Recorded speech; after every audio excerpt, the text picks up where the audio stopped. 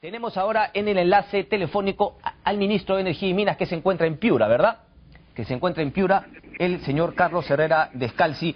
Ministro, muy buenos días. Tengo entendido que van a inaugurar una planta, una central térmica. Buenos días. Así es, muy buenos días. Estamos yendo, en estos momentos estamos en la carretera yendo hacia el Tablazo para la inauguración de una central térmica de 30 megawatts que va a utilizar gas natural de características de gas asociado, que es un gas que sale junto con la producción de petróleo, pero que antes no tenía uso y se estaba quemando. Entonces ahora va a tener un uso productivo, que es la generación de electricidad, que va a abastecer al equivalente a 200.000 hogares. Correcto.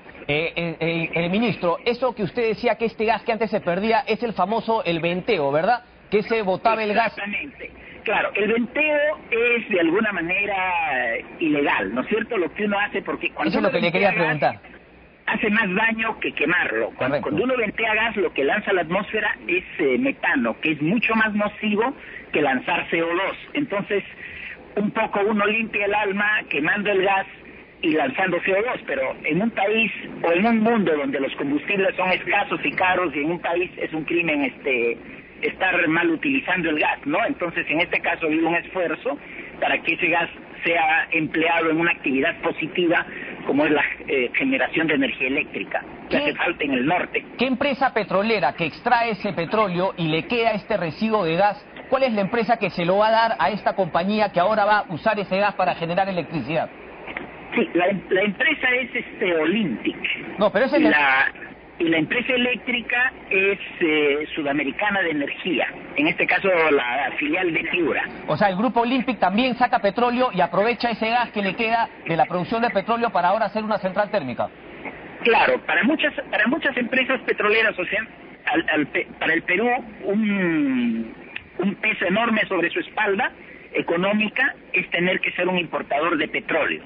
Entonces tenemos que incentivar la prospección de petróleo, la exploración de petróleo para poder tener independencia en esto. Y entonces vienen empresas y arriesgan sus capitales en la exploración de petróleo. Pero a veces, cuando tienen suerte, encuentran, sale petróleo con gas natural. El petróleo es fácil de manejar porque se almacena y es una commodity en el mundo. El gas natural, si no tiene una utilización, no se puede hacer nada con él. Y como han invertido y necesitan sacar su petróleo, cuentan con un permiso otorgado por la ley y por los contratos que les permite deshacerse del gas, porque no hay forma de almacenarlo.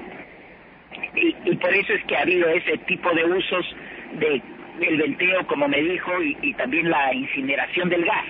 Entonces el esfuerzo del gobierno es para que ese gas se utilice en algo positivo. Correcto. Ministro, pero déjeme entender claramente entonces, quemar el gas o ventearlo, que es peor, ¿está ahora prohibido por la ley peruana? Está prohibido después de un cierto plazo, porque cuando alguien se lanza a hacer una exploración no sabe qué cosa va a encontrar. Ya, supongamos que alguien se va a un sitio y encuentra gas, pero no podía tener infraestructura para consumir gas porque no sabía que no se encontraba. Y si ya encontró, hasta crear esa infraestructura se puede pasar 5 años. Entonces, qué pena, esperando 5 años. Entonces, bajo esas condiciones no viene nadie. Y por eso siempre existen transacciones. Al Estado no le gusta que el gas se queme inútilmente, pero tiene que, para lograr un acuerdo económico que permita hacer las cosas viables. Y el Estado también tiene que esforzarse en que cuando se encuentra ese gas, dar las condiciones para poder utilizar económicamente, lo cual es bueno para todos, para la empresa porque vende en lugar de quemar. Correcto. ¿No es cierto? Y para el Estado porque se beneficia además con regalías y sobre todo con servicios. Ministro, ¿esto es una práctica común en todas partes del mundo, en todos los países petroleros del mundo, en el Golfo de México, frente a los Estados Unidos, esto de darle un plazo para que venteen o quemen petróleo, o es solamente una ventaja que le damos acá porque el Perú todavía no explota mucho petróleo, o estamos haciendo lo que hacen otros países del mundo? No, esto es una práctica generalizada. Okay. La industria petrolera normalmente tiene prácticas que se acuerdan a nivel mundial y, digamos, nosotros somos un país pequeño en comparación a esto y nosotros pues tenemos que acomodarnos a la práctica mundial, como lo hacemos en muchísimas cosas. No, claro. O sea, no es nada de extraordinario. Perfecto. No, si seguimos los estándares mundiales, enhorabuena. Ministro, yo le quería preguntar si la planta, la central térmica que están haciendo a Piura, que usted viene a inaugurar, ¿es de ciclo simple o de ciclo combinado? En esta etapa todavía es ciclo simple. Pero señor, ¿por qué seguimos... Ministro, ¿por qué seguimos en esta etapa ciclo simple? ¿Por qué no hacer que vayan directamente al ciclo combinado? Estamos desperdiciando el gas y estamos contaminando. ¿Por qué hace eso? Sí, se lo explico, por varias razones, ¿ya? Primero, la decisión de si es ciclo simple o ciclo combinado es una decisión de carácter económico. Y para poner un ciclo simple, extremando el concepto, uno lo pone en cualquier lugar. No tiene que tener un sitio donde poderlo poner, el terreno que lo resista, una red eléctrica, etcétera. Ponerlo en ciclo combinado es un problema mayor porque se requiere agua.